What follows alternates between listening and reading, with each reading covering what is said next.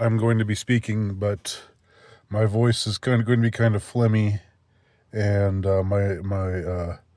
it's going to be obvious that I've got mucus in my nose, and some of you just can't handle that. You just think it's disgusting. So if you're one of those people, then just get out now. Get out now while you still can. Okay. Now that the disclaimer is over, let me continue. I over the last week or so, I've broken with my normal way of going about doing things, in that I've just had this orgy of loading up on post-election talk, and I've just, my whole thing throughout the year is just to ignore the election, not pay attention to the election, not to think that it's important, not to fall for this is the most important election ever, kind of line, that gets you more and more involved in something that's ultimately, the ultimate meaning of it is much more ephemeral than anyone would be willing to admit. But I've done the very opposite now that we're in this period of transition, and I think it's partly been motivated by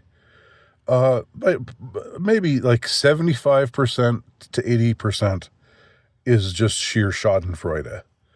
And I will admit, it's like seeing these people I dislike just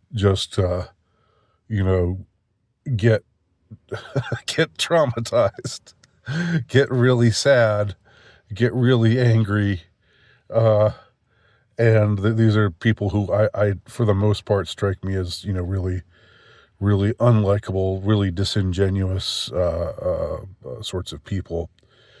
And now it's just seeing them genuinely suffer and genuinely rejoicing in their suffering, which is what Schadenfreude is. I'll admit that's a big part of it to me. And so that's 75 to 80% of it. And the rest of it is actual, just genuine curiosity of what's going on out there, what people are saying out there, in the media spaces, and whether they're just how predictable they're being, versus in some cases, well, maybe they're being a little, they seem a little more impressive. One would have expected them to respond less impressively than they actually have. They've actually had some insightful commentary that isn't just all about how the American public is evil and racist and sexist and homophobic and transphobic for not voting the way they wanted them to vote. Which seems to be the way most of them reacted to this election. So I want to just talk about a few things in relation to all of this. And I've watched and I didn't do this in 2016. I didn't take part in this at all for whatever reason. I didn't feel inclined to. I don't know why, because I hated Hillary Clinton much worse than the current crop that's out there, which isn't to say on the Democrat side, which isn't to say that I like any of them, but she just struck me as close to evil incarnate, and I'm not being hyperbolic. And I know that I'm not being hyperbolic, because a lot of other people feel exactly the same way about that woman. but I feel that way about her husband as well. I feel that way about both of them. It's a package deal for me. It's the Clintons. The Clintons are bad people. Really bad people in an environment of other really bad people, but they stand out to me. So with and here's one observation also. Did you have any of you seen what Bill Clinton is looking like these days? And I'm saying this. I'm not saying this like in a gleeful or in a bullying sort of way, because people look at me and say all kinds of unkind things, and I know that I'm no looker myself. Even if I were, see, that's the thing. Even if I were handsome and so forth, it's almost more tacky to to go after people who aren't looking that great. But because you should have this noblesse oblige. I never pronounced that right. You should have this sort of generous attitude towards the less good looking. If you're one of the really good looking people, just like the wealthy were expected to be generous in the past, like the wealthy aristocracy, it was expected that they would be generous to the peasant class, and give them nice things and treat them well, and be good masters to them. The way that one is a good master of a dog, of a good dog who does what is who is loyal and obedient. But anyway, Bill Clinton's looking rough. He's looking rough, and I know that he's old. But for someone, what is he? Is he like in his late 70s? I could check on this in a second and find out. I don't think he's as old as my father. My father is 83. My father is in much better condition than Bill Clinton. But then my father is in much better condition than most 83-year-olds. I will also say he's probably in the top 5 percentile of 83-year-old men. He's quite a fit fellow. But anyway, Bill Clinton is really looking rough these days. Really looking rough. And I wouldn't have known that if I hadn't gone back and watched these shows, watched these various pieces of media that I have gone back and watched. Wouldn't have known what Bill Clinton was looking like these days. And I'm tempted to see what's happening to Bill Clinton now physically. I mean, because people age, and age is rough. Age can be really rough, and can the ravages of age is not necessarily a moral judgment on the person who is aging. In a lot of cases, it's not, because you have a lot of perfectly fine people who just look kind of rough when they get older. But with Bill Clinton, one is almost tempted to see it as like a picture of Dorian Gray kind of thing.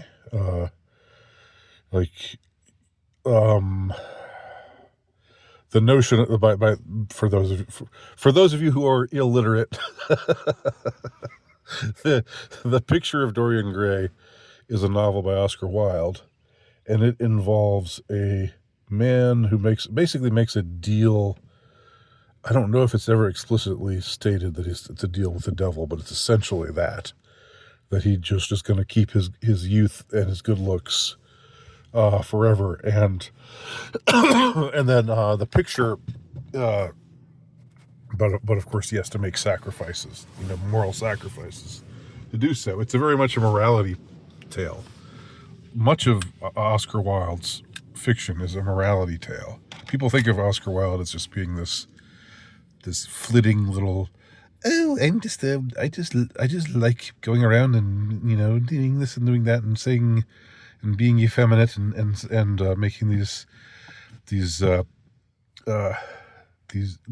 bon mots about life is too important to be taken seriously, and so forth. The truth about Oscar Wilde is he was a serious-minded person, and a Catholic convert, by the way.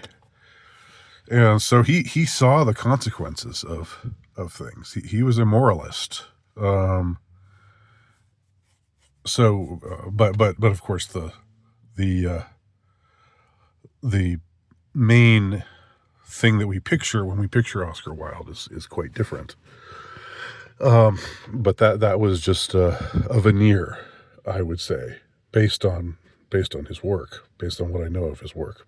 But in the picture of Dorian Gray makes this bargain where he gets to keep being youthful and beautiful, but this picture that he drew, this self-portrait that he drew, or maybe it was a portrait somebody else drew of him, I don't remember, that has to stay locked away. That on that picture you'll see all of the ravages of age, and all the things that it's not just age, but all of the bad deeds, all of the evils that he commits that leave no trace on his actual visage. These deeds get inflicted on this counterfeit, this image of Dorian Gray. But at the very end of the novel, when the true reckoning happens, there's Dorian Gray finally sees, gets his comeuppance, and one is tempted to see what's happening to Bill Clinton right now, the way that he looks right now. I really don't want to be too unkind, even though Bill Clinton is somebody I have despised forever. It's in that I thus feel more tempted to be unkind towards him, because but then you re-examine yourself and you think to yourself, this is me kind of coming across like a catty teenager and reveling in someone else's misfortune, or in this case, not just misfortune, reveling in someone else's hideousness. And I really don't want to do that in Bill Clinton's case. But he's, wow, you see him these days. He was, I think, he was, he always had, he was a heavy chap. He was always a little bit, he always had a battle with the bulge, just talking about him, his looks here, not his character. But I think he was generally thought of as handsome and charming, in the 90s and later. But that's all gone now. Goodness gracious. Holy mackerel. That's all gone now. And I think that's what I'm going to end this first video. I think I'm going to do a series of videos on the subject of what I have gleaned from watching, from indulging in Schadenfreude for the last week or so. This is actually something sobering, though. This is not, I don't feel much Schadenfreude about Bill Clinton's comeuppance, if you want to call it that. Even though he and he and his wife I think, have a lot of blood on their hands. Have performed a lot of evil deeds. I don't claim to know all of them, but man, uh, if I think if there's any lesson there besides to continue to pray for Bill Clinton's soul because it's never too late, if you believe in that sort of thing, which I do. But the other lesson, I think, is that the devil lies. He'll sell you this picture of yourself and how things will always be for you. And then he'll just leave you ravaged and broken and destroyed and just monstrous looking, the way that Bill Clinton now looks. Anyway, those are my thoughts so far on this subject.